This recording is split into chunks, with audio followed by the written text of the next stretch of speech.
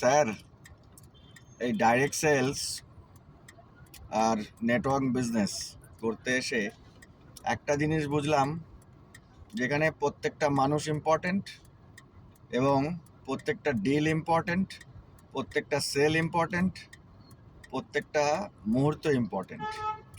তো এগুলোকে পজিটিভলি ভাবলে জীবনটা চেঞ্জ হয়। কিন্তু ম্যাক্সিমাম ক্ষেত্রে দেখছি যেটা প্রবলেমের সেটা হচ্ছে টাইমটা যে একটা ফ্যাক্টর, এটাই মানুষ ভুলে গেছে। যার জন্যে direct sales, network business and growth, success, progress, development এগুলো পিছিয়ে যায়। টাইমটা যে একটা ফ্যাক্টর, এটা মাথায় রাখতে হবে, মাথা না রাখলে চলবে না। প্রত্যেকটা মানুষ ইম্পর্টেন্ট, প্রত্যেকটা ডিল ইম্পর্টেন্ট, প্রত্যেকটা ঘটনা ইম্পর্টেন্ট।